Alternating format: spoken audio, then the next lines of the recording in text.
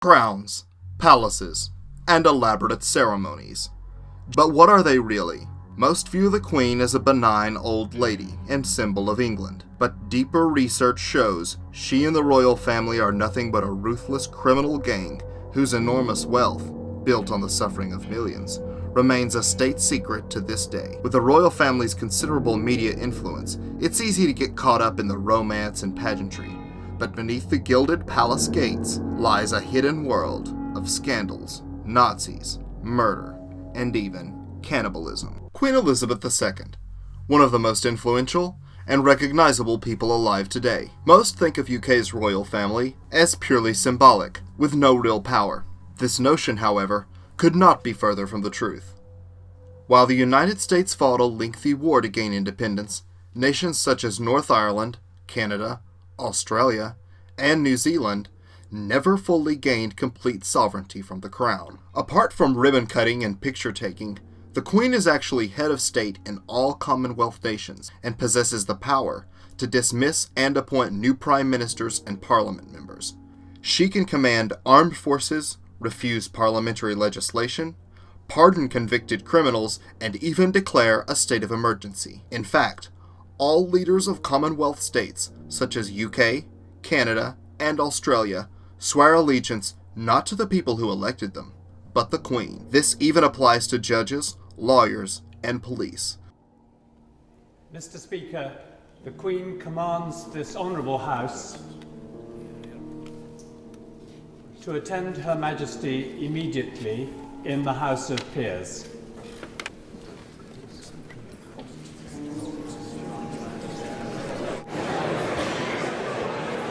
Canadian warships are called HMCS, or Her Majesty's Canadian Ships. In Australia, it's Her Majesty's Australian Ship. Canadian police are known as Royal Canadian Mounted Police. The UK Prime Minister even consults with the Queen once a week. No record is kept of these legendary meetings, despite their obvious influence on public affairs. The Queen is legally entitled to meet the Prime Minister once a week. If she can't meet him in person, she's allowed a telephone conversation. During these meetings, she's allowed to discuss anything she wishes, any matter at all. However, whatever she does discuss is kept completely confidential from the rest of the public. We do not have a right to know what she discusses on her behalf. With wealth comes power, specifically the power not to obey the laws of the land in the way that every other citizen of the country is required to do. The Prince of Wales Duchy of Cornwall is not, for instance, subject to planning permission or planning consent in the way that any other builder would be. This means that Charles can avoid fines of up to £50,000 that will be levied against anyone else breaking these planning laws. Every other landlord has to grant squatters' rights if they occupy land for 10 years. But for the Prince, that time limit is 60 years. Normally, landlords must allow their leaseholders to buy the freehold on a property. But not the Prince, who can hold leaseholders in that condition forever. The duchy only pays tax voluntarily and has free advice from government lawyers. It also benefits from exemptions that no other private sector body enjoys. For instance, Charles pays no corporation tax or capital gains tax on his business enterprises. As a reminder of her enormous power, Commonwealth nations even display the Queen on their currency. While many are unaware of such powers, most of those who are view these powers as emblematic. In reality, not only are these powers genuine, she has flexed this inherited power in the not-so-distant past. Australia, 1975. The government is hopelessly gridlocked on the new budget. With the clock running out, the government goes into shutdown, similar to the US shutdown in 2013. Except in this case, things ended much differently. Instead of a 2-week-long shutdown, the Australian Governor-General, acting on behalf of the Queen, dismissed and replaced the sitting Prime Minister. The next day, after the controversial spending bill was passed, he fired all of Parliament and held new elections to replace them. Not only does she have the power, she's not afraid to use it. Everyone knows the Queen is rich. But just how wealthy the 90-year-old is might surprise you. While looking at the names of the richest people alive, you will see names like Bill Gates, Warren Buffett, and Carlos Slim. However, the true wealth of the Queen is hidden in private trusts and even in the monarchy itself. A casual search of the Queen's net worth reveals a sum around 600 million. This wealth is astonishing by anyone's standards, but her true wealth is absolutely mind-blowing. By allowing assets to be owned by the monarchy, the royal family can conceal their true value while still ensuring their wealth is passed on to their heir. The truth is, her actual net worth is in the trillions. She still owns 89% of Canadian land called Crown Land, which is administered by various government agencies and departments on behalf of the Queen. She essentially leases it out to her own people and receives a percentage of the funds. The largest landowners in Britain is the Crown Estate. They own a combined property portfolio of around £8.1 billion. That includes agricultural land as well as urban properties. And this isn't the monarch's personal private land, but she receives an annual percentage revenue from this every year. Canadians are not land owners, they are land holders. This is a big difference. Aside from her enormous land ownership in Canada, she also owns 50% of UK coastline, all of Regent Street, and is rumored to own parts of Manhattan. Crown land is some of the most valuable in the country. Indeed, the value of the Crown's urban property, £4 billion, is 4 times greater than the value of its rural land holdings. The Crown owns, for instance, the entirety of Regent Street, around half of St James's in London's West End, and retail property across the UK, including in Oxford, Exeter, Nottingham, Newcastle and Harlow. The Crown owns part of the Blue Water Retail Park in Kent. It also owns retail parks in Leeds, Milton Keynes, Merseyside, Slough, Swansea, Portsmouth, Harlow, Maidstone, Hemel Hempstead, Nottingham, Edinburgh, Warwick, Cheltenham and Jersey. The Windsor Estate controls Ascot Racecourse, golf clubs, hotels, farms and woodland. In Scotland, the Crown owns fishing rights on many rivers, oyster and mussel fishing revenues, and mining rights throughout its holdings. The feudal Cornwall laws are pretty much an archaic and medieval-like remnant from kings and queens past. It allows the Duchy of Cornwall, that's the Prince of Wales's personal estate, to work as a separate legal jurisdiction. So that means that the Prince of Wales cannot be summoned in any of Her Majesty's courts. It means that he cannot be legally summoned to pay tax, and it means he's able to veto any law passed by government which may affect his private interests. And we know he has done this 12 times already. She secretly held a major share in a large Mississippi plantation called the Delta Pine and Land Company, until 2 U.S. congressmen blew the whistle on her and her use of a company called Courtlands, as in Courtlands Textiles, to hide her shares in the plantation known locally as the Queen's Plantation. Aside from a jaw-dropping real estate portfolio worth an estimated £17 trillion, her assets include a solid gold carriage weighing over 4 tons, 27,000 masterpieces, Rolls-Royces, and Bentleys. But her stolen riches could not be better exemplified than by the very jewels and diamonds the Queen wears. Fabulous pieces, legendary diamonds, and historical regalia worth untold billions. Her jewelry collection contains over 16 diamond jewel crowns, one of which contains a special diamond broken from the largest diamond ever found, known as the Star of Africa, and another diamond, known as the Koh-i-Noor diamond, a piece of myth and legend in India, which fell from one emperor and conqueror to another for centuries before finally being given to Queen Victoria by a 10-year-old Maharaja. The crown jewels are so secretive, they are never allowed to be studied, even by experts, and the jewelry collection's worth remains unknown. But how could one family amass trillions in assets? The answer lies in the enormous power their family has leveraged throughout the past century. Some of their wealth has been stolen from their own taxpayers. However, much of it was taken from the many colonies her family once owned entirely. Many of these places contained enormous natural resources, which were exploited and sold with little regard to the native peoples, as is the case with the diamond known as the Star of Africa, which she wears on her crown. Still, much of her wealth comes from even more dubious sources. The English royal family had a great connection with slavery, starting from Elizabeth I. The Duke of York used to get his initials DY branded onto the left buttock or breast of each of the 3,000 slaves who were his. In 1624, the English colonized Barbados and St. Kitts, and approximately 23 years later, the first sugar from Barbados was sent to England. England captured Jamaica from the Spanish, and the slave trade had yet another place in which to thrive. Elizabeth I established the Royal African Company to facilitate the transport and sale of slaves, which would thrive up until the dawn of the 18th century. But the wealth they obtained from selling African lives would be chump change compared to the haul they would soon make on China. The royal family joined with the East India Trading Company to import into China. The number one import? Opium.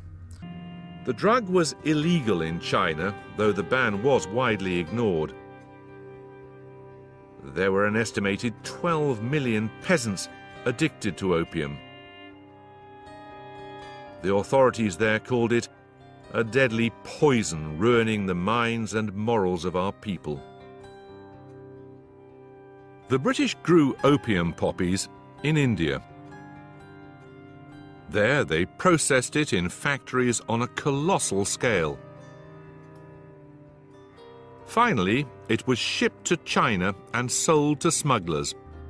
Almost 13% of the income of India under British rule was derived from the sale of good quality Bengal opium to British-run opium distributors in China. In 1839, the Chinese emperor decided he'd had enough. He ordered more than 1,000 tons of British-supplied opium to be seized and destroyed. The Opium Wars were about to begin.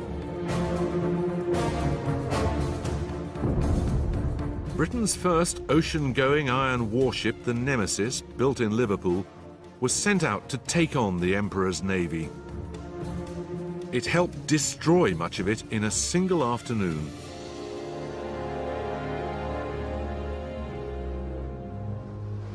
This was the modern world confronting an ancient one, sailing junks against steam-driven gunboats.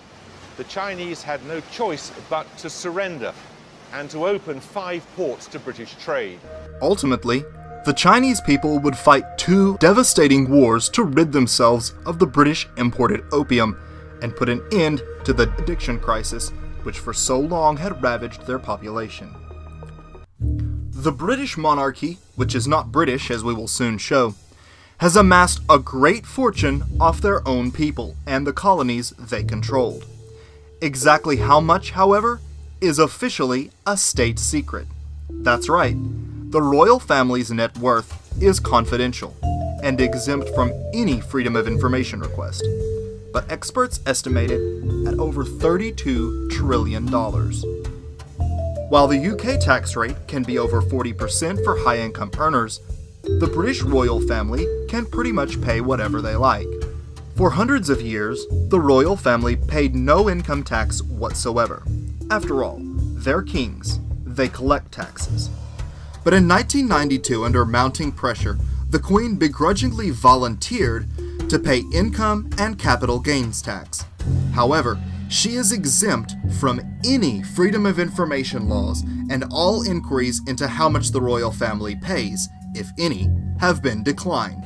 If it's personal wealth, you'd expect someone who was resident in the UK for tax purposes, which you'd like to imagine that the head of state of the United Kingdom was regarded as being a resident of the UK, although admittedly she's the head of state of a number of other countries as well. But you'd like to imagine that that person might be expected to pay regular tax on what is after all their personal income, but they don't. They don't have a normal tax arrangement. They have paid tax, but it's not done in the standard way, and we just don't really know what exactly their personal wealth is, and it's clouded to a large extent. Also, consider that while she commands great wealth, Much of it is owned in a trust for her heirs, which she then controls. No inheritance tax, not counted as part of a massive net worth, and she still has access anytime she wants and can pass it on to whomever she wants. Sound like ownership to you? While they may not be so quick to pay taxes, the royal family is certainly not shy about collecting. There's a thing called the civil list, which is the money voted to them by Parliament to support the Queen and various of her relatives in their public duties. There are also various other expenses that come out of public money associated with their public duties, which aren't necessarily as clearly visible in public accounts. And then, of course, there's the question of what's regarded as being their own personal wealth. The Prince of Wales, he doesn't lift a thing. He gets up in the morning, his bathrobe is there waiting for him. He walks into the bathroom, the bath is drawn for him already. Well, even when he gets out of the bath, the towel is folded in a special way so that he just has to sit in it and wrap it around him. Then he goes into his dressing room. His clothes are all laid out for him. Even his socks, left and right, are in exactly the right spot. For the privilege of being ruled by inbred Romanian swine, the British taxpayer foots the bill for security, hundreds of servants and waitstaff, utilities on palaces, and even personal royal salaries. Charles has a particular dish he likes to eat when he goes out hunting, which is softly boiled eggs and Scotch whisky, waiting for him when he comes back. But of course they never know when he's coming back. So a good half an hour before he's due back, they start boiling up a batch of 20 eggs for 3 minutes exactly. And then if he hasn't arrived in those 3 minutes, they throw them away. Then they start another batch and another batch, and you can get through 100 eggs before the Prince of Wales actually comes home. The official figure cited the amount at only £32 million, when in reality it was over £202 million per year. UK pensioners are expected to live on less and less, meanwhile these greedy parasites are paying their heating bills with taxpayer money. According to official figures, taxpayers' funding to the royal household last year was £32 million, but an investigation by the campaign group Republic discovered substantial hidden costs of maintaining a royal family. The true cost of the monarchy to the taxpayer is said to be more than 6 times the official sum at £202 million. The expenditure that's not revealed to the public includes the high cost of security, travel and receptions by local councils for members of the royal family. Buckingham Palace says the Queen spends over £10 million a year on servants and entertaining 50,000 guests, mostly feeding them afternoon tea in the palace gardens.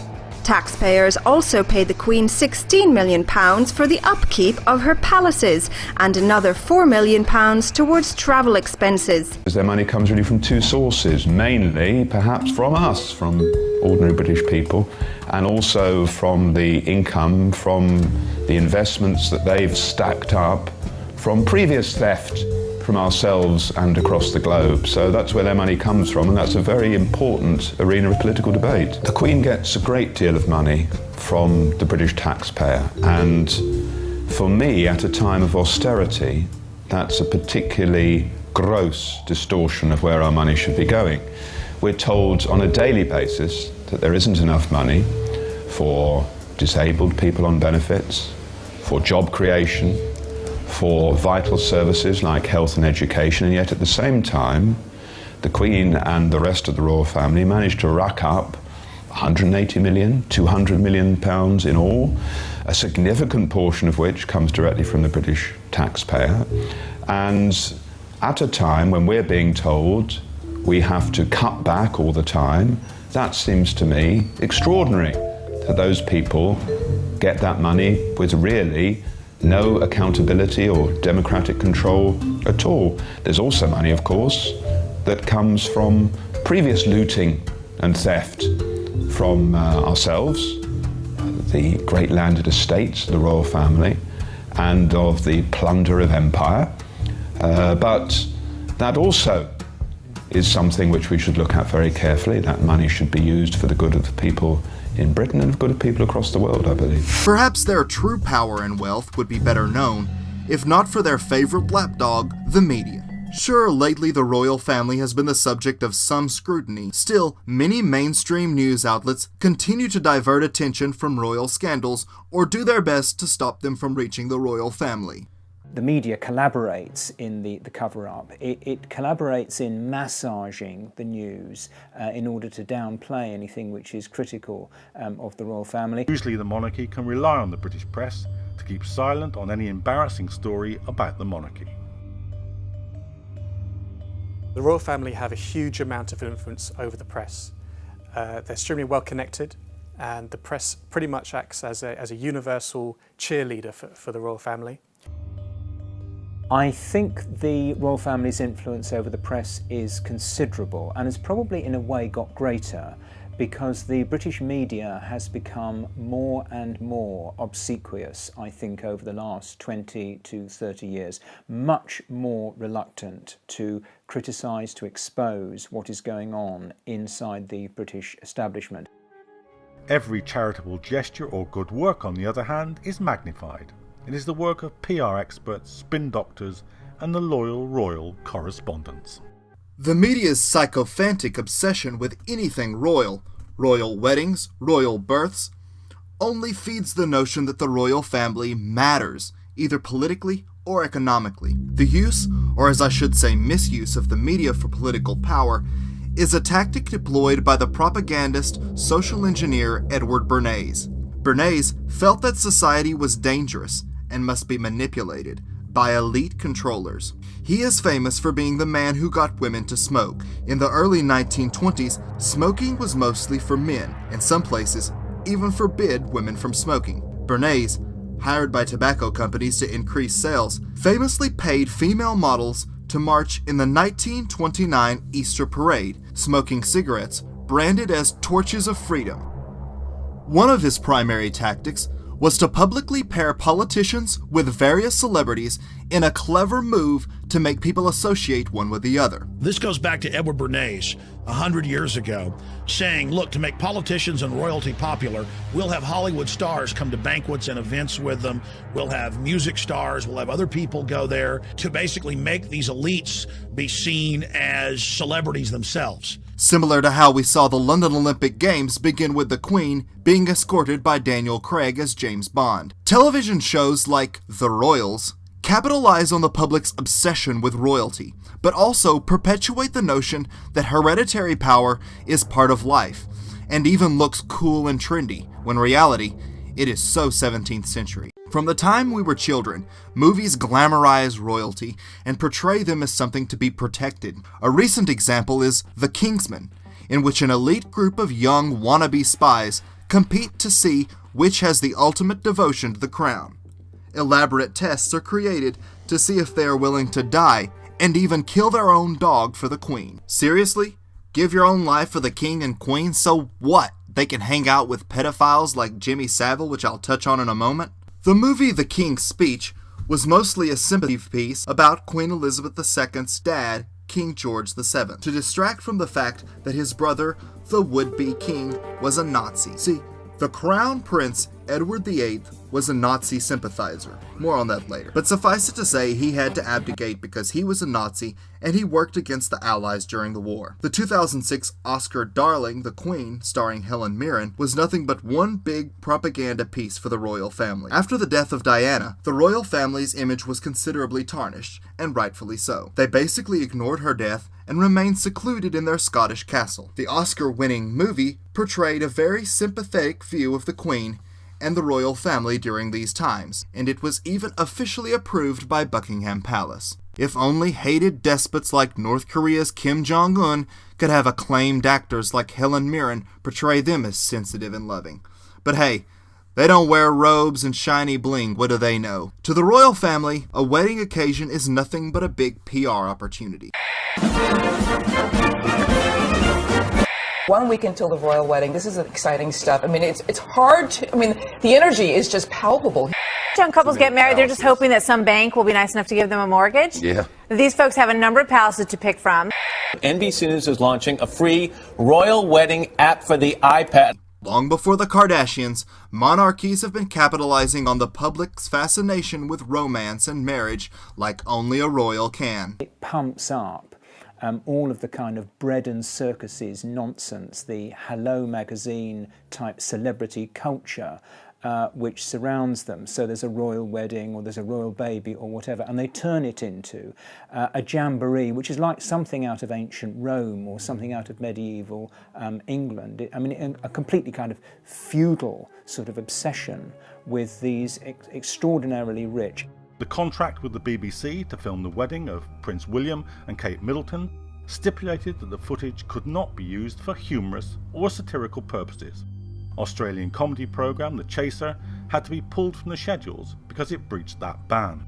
They conduct these elaborate rituals to entice the public and send a message about the power of the crown. Elegant robes and crowns serve as a reminder of how powerful they are and how little and poor the people are. Much like the old days when barkers and messengers would carry the news of a royal wedding from town to town, national TV outlets carry minute-by-minute royal wedding programming. For most people, a wedding is the most interested they will be in anything royal. The marriage of William and Kate had expected 2 billion viewers worldwide, and US viewership was even higher than anticipated at 23 million viewers. That's 23 million Americans at 7 a.m. on the East Coast. The face value of this gigantic publicity stunt? $34 million. While that would be extravagant by anyone's standards, the royal family's wedding actually cost much, much more. In British tradition, aristocracy marries on a weekday to show they do not have to work. Because of this, the entire nation of UK was off work on the day of the wedding, which actually resulted in an estimated £6 billion loss in productivity. The monarchy has weathered its share of high-profile scandals through the years, but none as shocking as the latest child abuse scandal currently rocking the highest levels of power. In 2011, UK's beloved disc jockey and TV star Jimmy Savile died. Once idolized as a radio TV personality, he was, by many Brits, considered to be a national treasure. Jimmy bragged about his close relationship with the royal family and was even knighted by the Queen in 1990. 1 year after the UK mourned his passing, widely publicized reports began to surface claiming the man so many looked up to and admired had been a serial rapist of prepubescent boys and girls and even some adults. Within months, reports poured into local police stations with horrific rape accusations against the star. The numbers are bewildering. 450 people have come forward. 328 were children at the time. 214 crimes have been reported, 34 rapes. The youngest victim was 8. And on it goes. Hundreds must have known something. This guy was a record-breaking pedophile who preyed on victims who were in their weakest state, many recovering in hospitals or locked in mental facilities where he volunteered.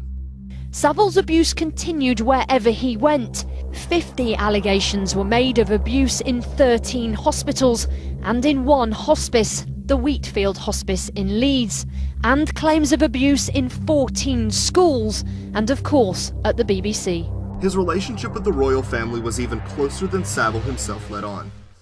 He was known to have been a go-between between Prince Charles and Princess Diana while their marriage was on the rocks.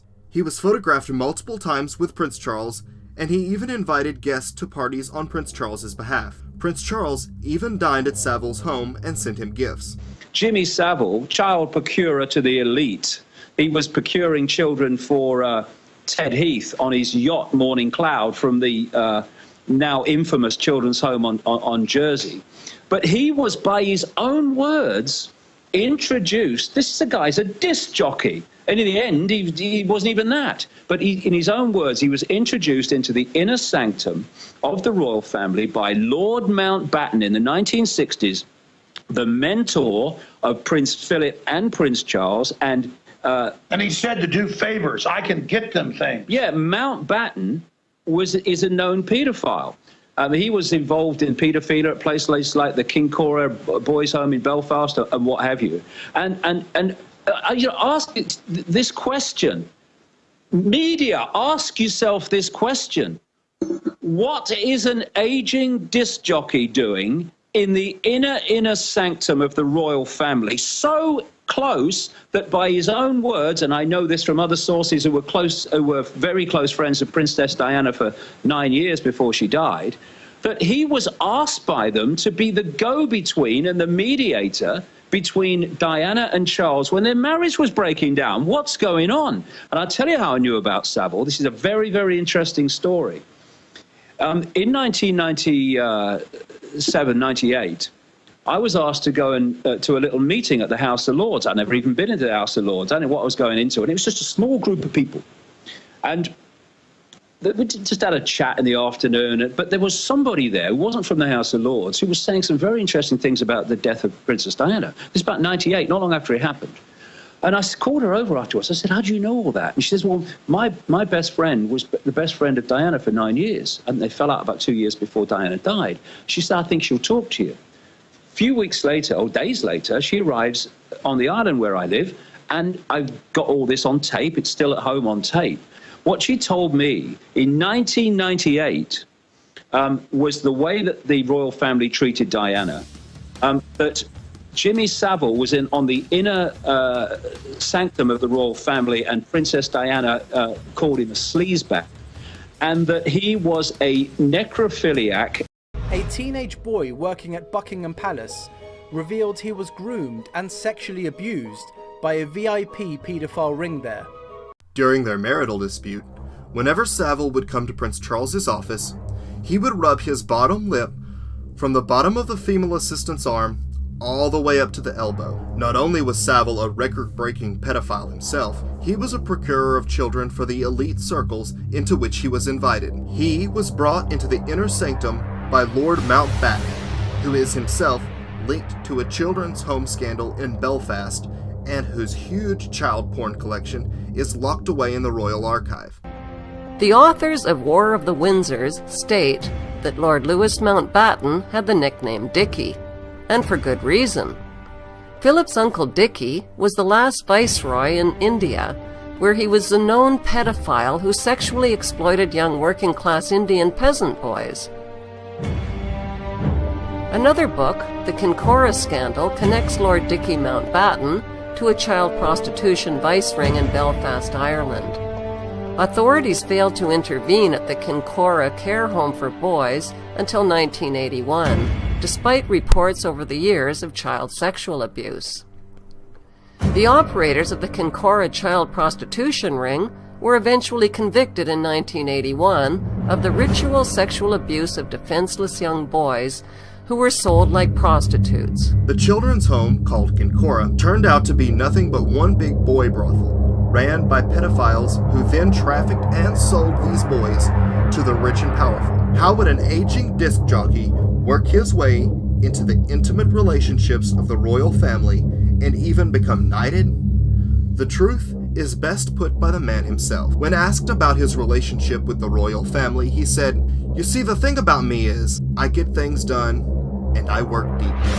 But if close ties to the world's greatest known pedophile wasn't enough, the royals were about to be shaken by their greatest scandal yet. Enter charming billionaire pedophile Jeffrey Epstein, the international financier and convicted sex offender whose address book read like a who's who of A-list celebrities, scientists, politicians, and bankers. But his penchant for young girls sent his opulent lifestyle into a tailspin when reports of his elite parties at what the press dubbed his orgy island got out. He had an island in the Virgin Islands that he was using to bring elites from all walks of life. Powerful figures, including Bill Clinton and Kevin Spacey, were flown to have a wild time. These elites were being filmed or photographed so that Epstein would be able to blackmail them later on. One of Epstein's closest partners in crime was none other than the Queen's son, Prince Andrew. In 2015, a photograph surfaced clearly depicting Prince Andrew with an underage girl. The victim claimed she was paid $400 to have sex with Prince Andrew. For this, she was groomed well. Epstein's assistant, who scouted the girls for Epstein, took the victim, Virginia Roberts, to buy new clothes and even a $1,000 purse, and remarked about her need to impress the prince. Epstein trained the girls to collect as much information as they possibly could. The victim described Prince Andrew's foot fetish to Epstein and noted Epstein appeared to be collecting private information about Prince Andrew. It is the worst possible start to the new year for Prince Andrew.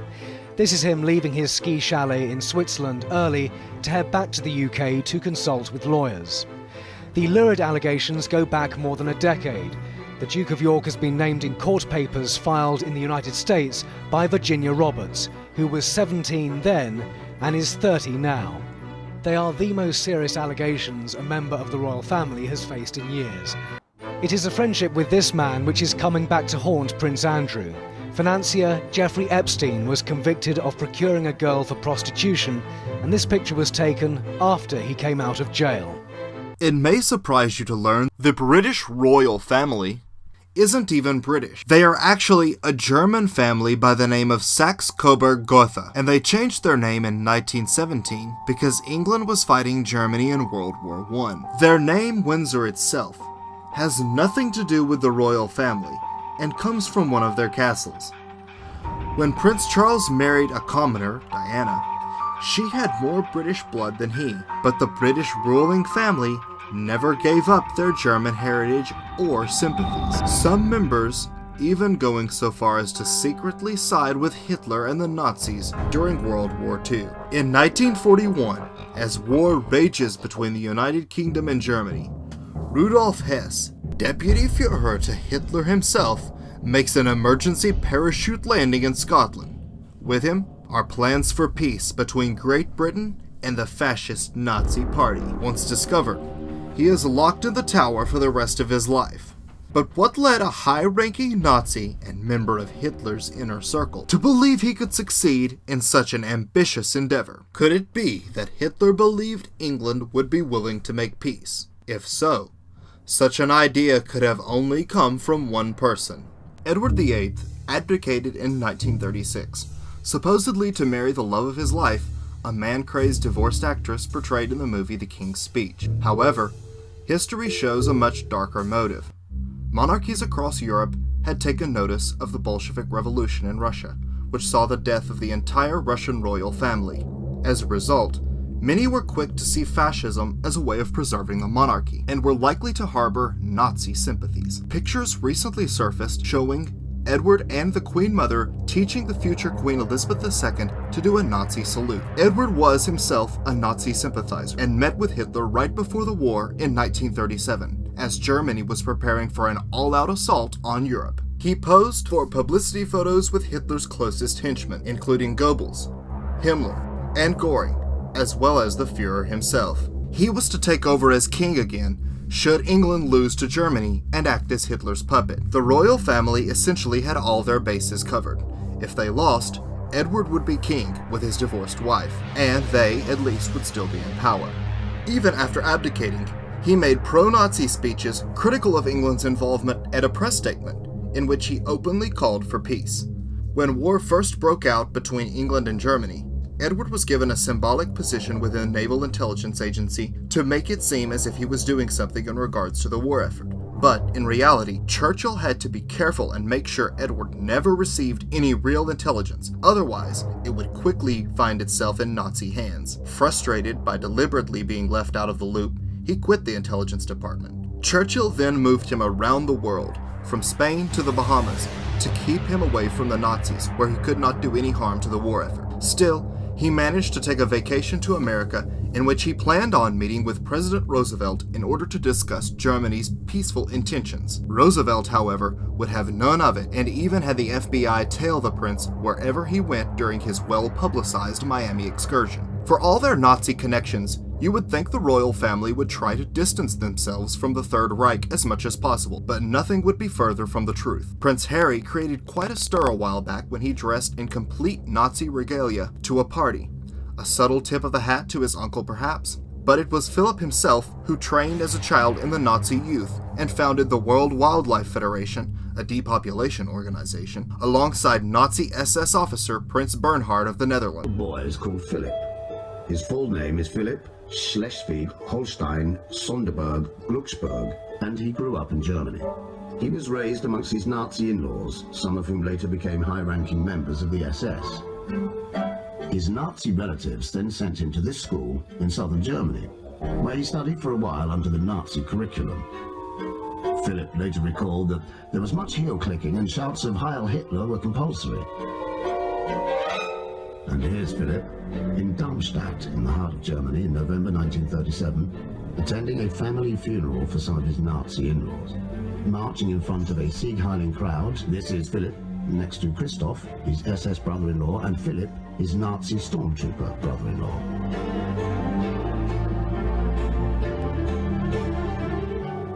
Imagine if a man with a past like this had somehow ended up marrying into British aristocracy. Well, he did. And as we know, he got first prize. He became the Duke of Edinburgh, also known as Prince Philip, after marrying Princess Elizabeth, the future Queen of England. In fact, all of Philip's sisters married high-ranking Nazis. The British royal family has good reasons for admiring Hitler and the Nazis. The eugenics ideas that led to genocide and sterilization were based on them. Francis Galton, the progenitor of eugenics, studied the British royal family and concluded that their positions were the result of superior genes. These ideas led to mass sterilization in many countries across the West during the 30s, including the US. Today, scientists and global power brokers continue to push for depopulation, basically the extermination of undesirables, under the guise of overpopulation. The royal family is at the forefront of depopulation agendas worldwide. Prince Charles is a key voice in the overpopulation movement. He flies around the world lecturing developing nations about using too much energy. Meanwhile, he lives in a palace. He gives speeches where he can be heard saying things like, "Sanctity of life should be placed in balance with the need to live within the limits of nature. The earth can't sustain us all." Perhaps the most outspoken advocate for depopulation is the Queen's husband, Prince Philip. Prince Philip famously stated that if he were to be reincarnated, he would like to return as a deadly virus to kill as many humans as he can. Seriously, this is a serious comment made during an interview. In another interview he gave, he essentially said that large families should be curbed to control food costs. This man has an obvious hatred for humanity. The preface to one of his books is all about how he grew up on a hunting estate and how he learned at an early age the importance of culling the surplus population. He continues to give speeches extolling the need for population reduction around the globe. No member of the royal family caught the fascination and adoration of the public quite like Princess Diana. With her charm and grace, she captured the hearts of millions worldwide. Many, however, would be shocked to hear how she was treated by the royal family. Diana was, essentially, nothing but a well-kept broodmare, living in a gilded cage. Diana was chosen partly because she came from the right stock. Diana's father was the 8th Earl of Spencer, descended from the 5th Earl of Spencer, who was a groom of the stool. The groom of the stool is responsible not for stools like you sit on, but for stool as in feces. That's right, the groom of the stool was the person who wiped the king after he went to the bathroom. This is an actual position that existed within the royal court and continued until recently. It's called the groom of the stool. And a British lord follows the queen or king, depending on what it is around, follows them around, and they set up in this big cabinet, and they have to fly it around with her. This has been on the news. That's why they fly it around. They claim they stopped it in 1906, but deeper research shows they're just very quiet about it, and millions of pounds are spent a year to move this portable toilet around because it's got to be big enough. She goes up on a throne and craps. I'm sorry, this is real, folks. I'm not groom of the stool. Google it. And they wipe her fat butt. Aaron Dykes. And that's not some lowly chimney sweep either. That's in the British hierarchy. That's a lordly high up position, right? It has to be one of the top lords. This is the most coveted position. See, it's all about worshiping them. And then, I don't want to get into more detail, but then they pick with their bare hands with respect and examine it. And then every stool and every jar of urine, it's not put into water. That would defile it. Is stored, and all of the royalty stool going back over 500 years is stored. Now this came from France, And in French, it's just the French version of Groom of the Stool. So this disgusting bucket of pus, this maggot-ridden Nazi piece of filth, gets up there every day, and people wipe her disgusting hind end. Anyways, the point is yes, they had, their pus was so holy. It came out of their festering wounds. It had to be sucked. And if by any chance you were interested in knowing how the king wiped his bottom, well, he'd actually got someone to sort that sort of thing out for him. He was known as the Groom of the Stool. The monarch's body was sacred. Only the most aristocratic hands were worthy to disappear beneath the royal buttocks. So the Groom of the Stool had a lot of power in exchange for his revolting job. Though as a career tactic, it gives a whole new meaning to brown nosing. OK, here's our retiring room, just adjacent to the King's bedchamber. Here's the box, which looks rather like something a magician might use, and in a way I suppose it is. Who's going to be the King? Your Majesty. So you do all the rest, right? Yeah, indeed. What you're sitting on now is a modern replica of a box that Henry VIII would have used on a daily basis. This stool is, in fact, like one in his inventory, 1547, after his death. The million-dollar question, do you actually wipe the royal bum? Well, of course, yeah, because you're not just a king, you are a divine body on earth. You are divinely appointed, therefore there's no Tom, Dick or Harry that touches your body. It has to be a trusted nobleman. So this is quite a high-status job. Oh, it's the highest job within the royal household. Amongst courtiers, you've got people like the Chancellor, who are running the country. But within the palaces themselves, the Groom of the Stool is the most important next to the king. High status, but not that pleasant. Indeed so, yeah. Well, but Henry VIII created this body called the Privy Chamber after 1519, which drew its members from noblemen. So I'm one of a privileged few, and, the royal backside is all part of the job for me.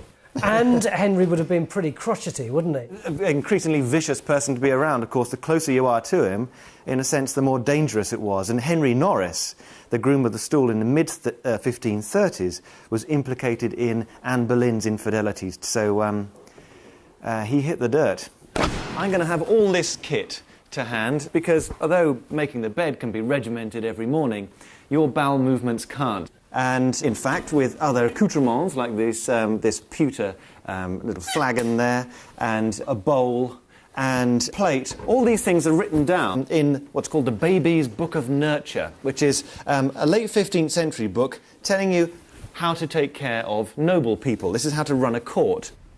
So I just give the shout. Yeah. There you are. Indeed, and with my diaper cloth draped over my shoulder. When you say diaper, is that like an American diaper? No. Exactly that. It's because it's woven in two ways. It's extra thick, and the diamond pattern is diaper. It's very good, very absorbent for the royal backside. But it was a pretty fat backside, wasn't it? It was. You were spreading a bit, I think, by the late 1530s. Heavy meat diet? Very heavy indeed, yeah. And do you know what I'd need to do? Probably administer an enema once in a while. An enema? And oh my God! Who needs friends when you've got enemas? In 1539, it was reported by Sir Thomas Heneage, the then Groom of the Stool, that the king had had a very fair siege after being administered with laxatives and an enema. A siege? A siege, a passage of stools. Groom my stool. Groom it, yes. Being the daughter of the Earl of Spencer and descended from a great line of ass-wipers, Diana was not a stranger to the royal family, and met Prince Charles at a polo match when she was 16. For all their fairy tale romance splattered across the newspapers and magazines, theirs was not a relationship of love. When asked by a reporter on their wedding day if they were in love, Charles remarked, "Whatever in love means." Charles cheated openly on Diana with Camilla Parker Bowles, and Diana, in return, had her own affairs. One such affair was a bodyguard named Barry Manicky. Barry was killed in an unexplained motorcycle crash after rumors of their affairs got out. Diana was told by Prince Charles that the same could happen to you. Major James Hewitt, one of Diana's lovers, was also threatened by the royal family if he did not stop his relationship with Diana. Were they threatening? Yes. They were, inasmuch as they said that it was not conducive to my health to continue the relationship. Members of the royal household told him that his safety would be in peril if he did not back off. Anonymous telephone calls warned him that he would meet the same fate as Barry Manicky. He said that the Princess of Wales took the threat seriously and told him that Manicky had been murdered. This was the friend of the person I met at Parliament who came to my house, and I interviewed her on tape at length. Her name was Christine Fitzgerald. She was a friend of Diana and acknowledged to be so by the media for about 9 years. But what she told me about the rituals and what goes on at places like Balmoral Castle and all, was just beyond belief, but true. Now, say it, tell it. Well, I mean, literally sacrificing children, drinking their blood, and all that stuff that they go on. Hey, I've been told by people that just went to Oxford who are famous, but I can't say their names, that they did devil worship and mass orgies. Yeah, but it's the norm at that so-called level. Oh no, that's low level. Yeah, but the thing is, it's far more prevalent than anyone believes. That's the trouble. But the thing is that what she told me was that, first of all, this is 1998, that she was an alternative healer, and Diana used to go to her for healing and stuff like that, because she had nobody else. She was just on her own in the middle of that Addams family, that evil Addams family we call the Windsors. Anyway, what she called friendly people at MI5 were doing were leaving notes for Diana, knowing that when she came, she could pick them up. And one of these notes, this is why the Paul Burrell letter about, Diana saying that my husband is going to kill me in a car crash, that didn't surprise me at all. I'd heard about that years before, in the sense of these MI5 notes. Some of them were warning Diana that the royal family wanted her dead. Now, the royal family wouldn't kill people. Well, just hold on a second. What happened when the marriage of Diana and Charles broke down is that she started having an affair with her bodyguard called Barry Manicky. She was apparently very, very much in love with the fella. Then Barry Manicky dies in a strange motorcycle accident in which he was basically garroted across the road and pulled off his bike and killed. Now, it was said. And here's the headline, Daily Mail: Diana bodyguard killed for our affair. Yeah.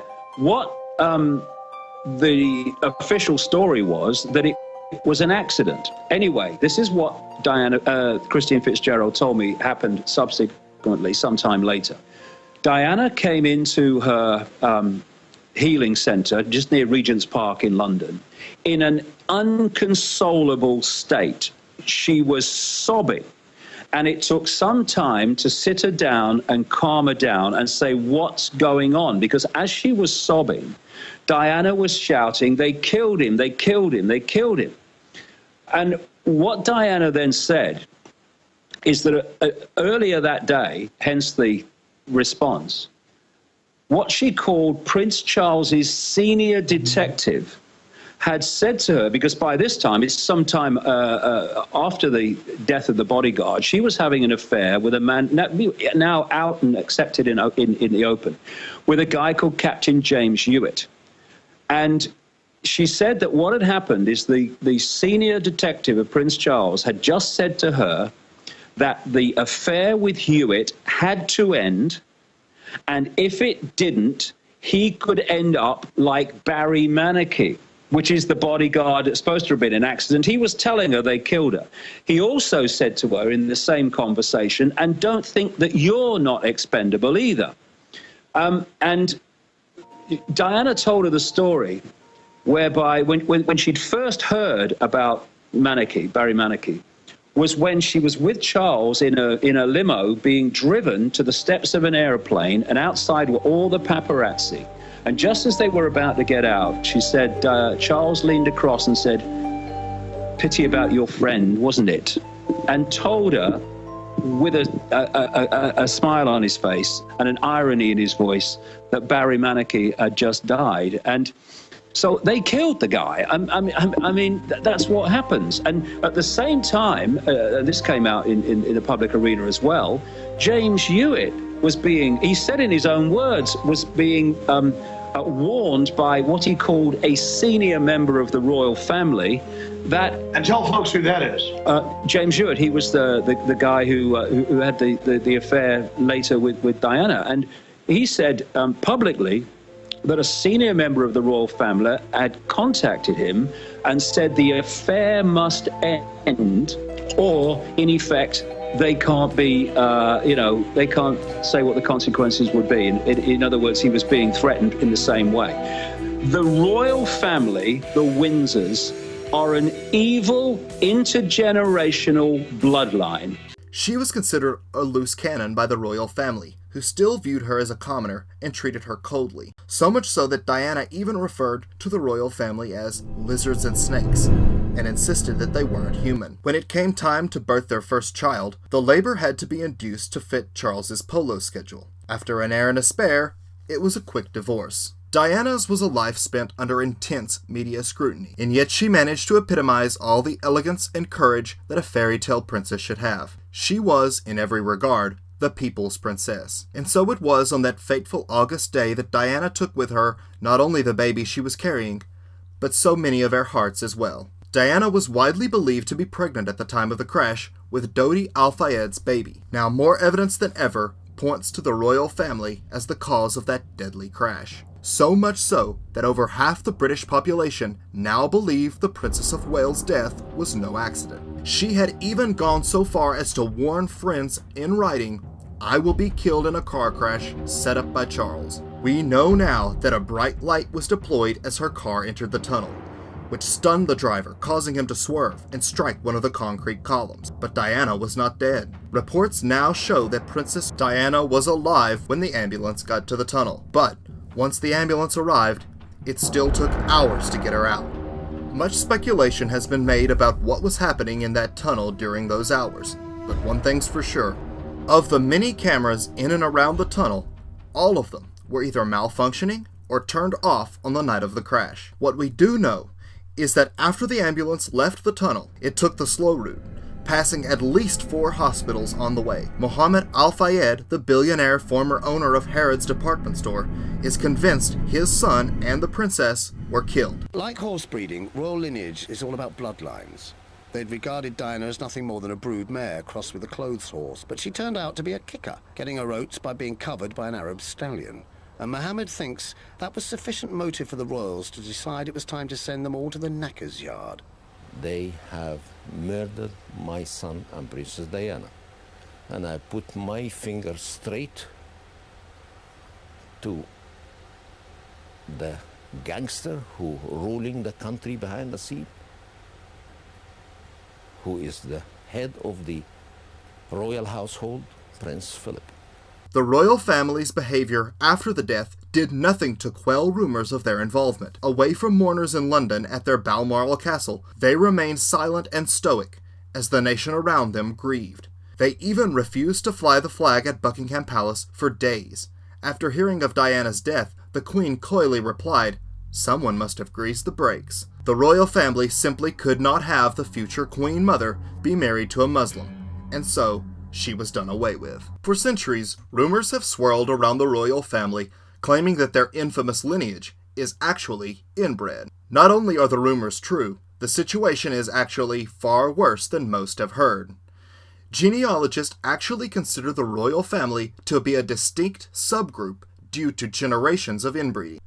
Dating back to the time of the ancients, rulers have believed they rule because of divine blood, and they would often marry only members of their own family. Well, the royals always saw themselves as a race apart. This is why royals married other royals, why they would never allow any marriage out of a royal family. It didn't matter if a princess was ugly or stupid or ill or anything. As long as she was a member of a royal family, this is really what was most important. The British royal family are no exception. Queen Elizabeth II is married to her second cousin, Philip, just as Queen Victoria married her second cousin. Charles and Diana were actually 11th cousins, as were William and Kate. This much inbreeding in one family is not without its biological repercussions, both physical and mental. Burke's Peerage is a prestigious directory that records the who's who lineage of the British aristocracy. It falsely recorded that the Queen's first cousins Nerissa and Catherine died in 1940 and 1961. Every family has secrets they would rather the world not know. even the most famous of them all. At every family occasion over the past 70 years, 2 of the Queen's cousins have been absent from the feast, declared dead to family and society. We were sworn to secrecy. This is something that we didn't talk about. All the staff were put on, be quiet, don't say anything. For decades, the cousins remained hidden in an institution for so-called mental defectives. It just seemed a waste of life. This way, I couldn't put a child of mine into a place like that, whatever they was going to be like. Many thousands of others, condemned as idiots and imbeciles, shared their fate and were hidden out of sight and out of mind. In those days, people weren't interested in learning disability people. They were just put there because of shame. But the royal secret was exposed. Afternoon, ladies. Nice to see you all. A private investigator's hidden camera revealed the truth. Where's Catherine? Somebody said I should have a word with her this afternoon. Catherine Bowes-Lyon, niece to the Queen Mother and cousin to the Queen, is still alive today.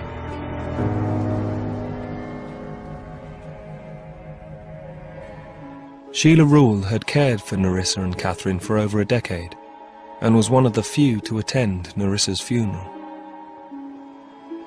Well, at Nerissa's funeral there was no family present. It was only staff. And Catherine went. She didn't cry or anything, but she was quiet. She was quiet. Of course, she must feel like there's something not right. There was no connection with the royalty, and that's no credit to them. They could have given her a very lavish funeral, really, but they didn't. She had a pauper's grave. Some diseases, caused by royal inbreeding, are more gruesome in nature. In the 16th century, rumors spread throughout villages of grotesque ruling families who drank blood and consumed human flesh. Recent reports have come to light showing the royal family has a long history of consuming not only human blood, but meat as well, long known for their love of lavish banquets. What is less well known is the British royals' taste for human meat. A new book on medicinal cannibalism has revealed that British royalty consumed parts of the human body. Reports claim that it ended in the time of Queen Victoria, but we know that in fact it did not. If only Jeffrey Dahmer had been a royal, then he would truly have been celebrated. But their cannibalistic behavior can be better understood when you realize that inbred people often develop a bizarre disease called porphyria. Porphyria is a royal blood disorder caused by the mixing of aristocratic Boyer houses with the Slavic regal bloodlines that produced a genetic ailment that has been suggested as an explanation for the origin of vampire and werewolf legends, based upon a number of similarities between the conditions and folklore that was first speculated upon by biochemist David Dolphin in 1985. Porphyria catenata tarda presents clinically as a pathological sensitivity of skin exposed to light, causing scarring, hair growth and disfiguration. Additionally, it was believed that the patient's missing blood could be absorbed through the stomach, correlating with legends of hematophagy.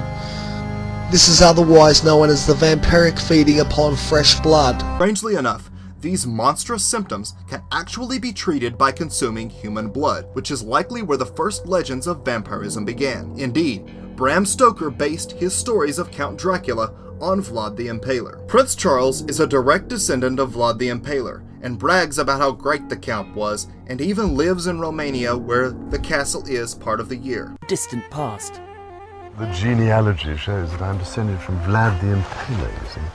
So I do have a bit of a stake in the country. As it were. Prince Charles even goes to Loch Nagar, or Goat's Lake, near the royal castle of Balmoral, where he claims to draw his spiritual power. Royal incest has, throughout the centuries, led to many genetic diseases, none quite as infamous as hemophilia. Hemophilia was passed to the British royal family again through the Russian line. Again, these conditions can be temporarily relieved by drinking human blood. This practice of consuming human victims led to rampant rumors of vampires among villagers, and warnings not to go near the castle. With her stolen cash, outrageous bling, and murderous record, the Queen is undoubtedly the original gangster. But no gangster would be complete without an arrest warrant, and Her Majesty has one of those as well. Enter the Kamloops Catholic Boarding School for Aboriginals, British Columbia, 1964. The school is at a frenzy. For days they have been frantically preparing for a visit from the Queen herself. The children have been washed and given new clothes for the first time in weeks. She arrived with surprisingly little fanfare, before selecting a group of students to accompany Prince Philip and herself on a picnic. The ones she chose seemed to be the smarter kids of the class. Along with a priest, the group made their way to a meadow beside a nearby creek, where each child was made to bow and kiss Queen Elizabeth's foot. After the picnic, she was seen leaving with 10 of the Aboriginal children, 7 boys and 3 girls. They were never seen or heard from again.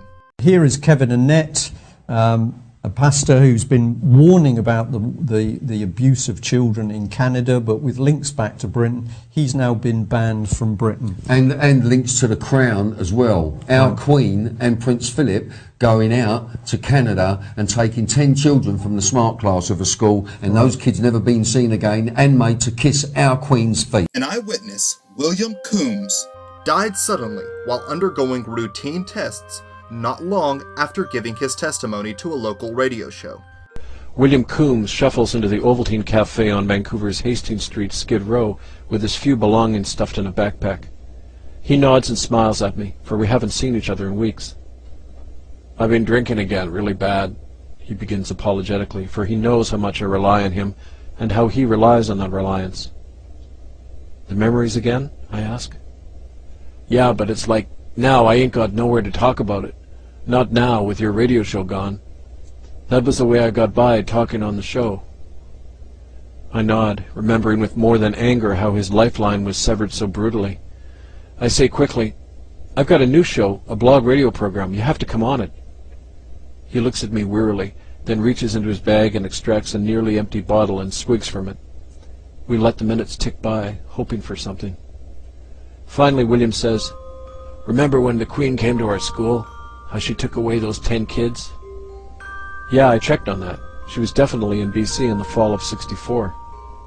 I remember their names, some of them, the boys." I pull out my notepad. "There was Harvey and Ralph Parker, Métis boys from Lytton. They were in the group taken away by the Queen and Philip after the picnic at Dead Man's Creek. 5 other boys went, and 3 girls. They were all in the smart group in school.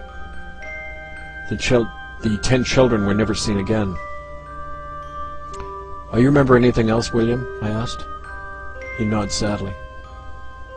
"George Adolphe and Ralph Arnoux, they were with me that day. They saw the kids taken away, and how she made them all kiss her foot." "What?" "The Queen had on these white gloves, and she put out her foot and told all those 10 kids they had to kiss it. They all did." William shuddered and started coughing. "I started talking about it the next day in school, said it wasn't right. Then the nun told me if I said anything against the Queen, I'd get killed for it."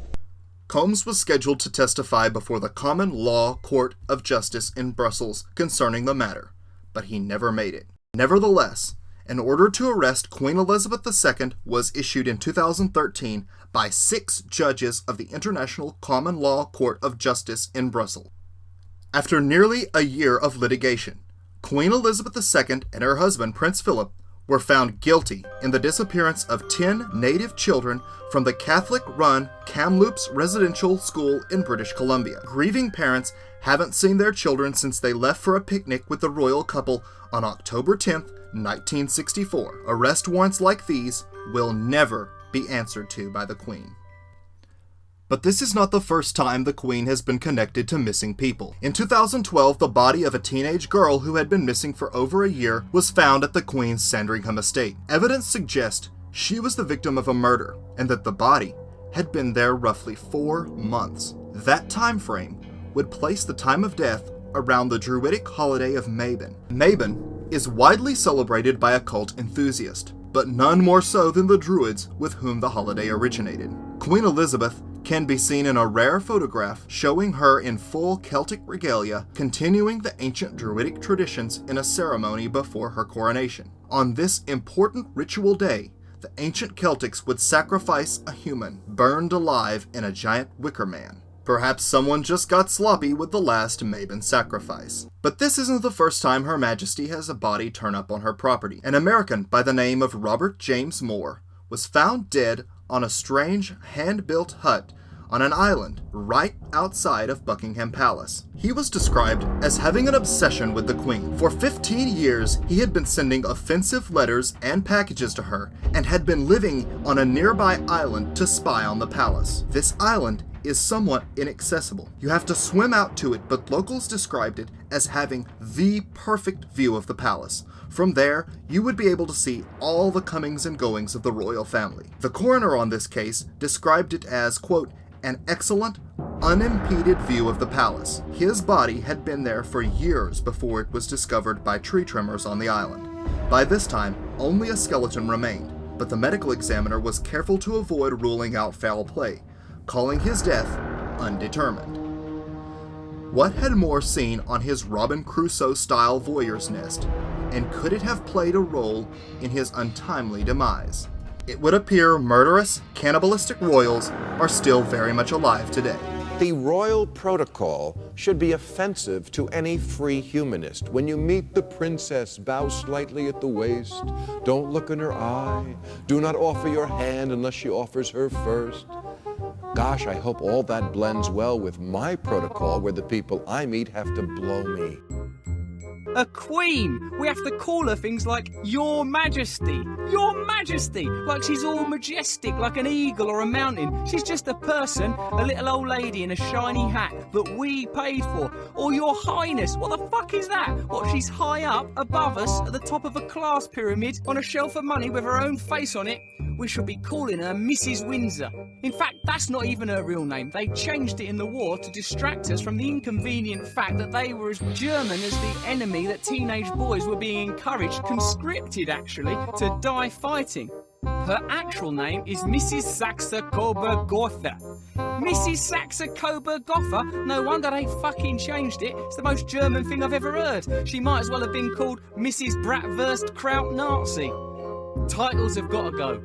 I'm not calling her Your Highness or Your Majesty just so we can pretend there isn't and hasn't always been an international cabal of rich landowners flitting merrily across the globe, getting us all to kill each other a couple of times a decade.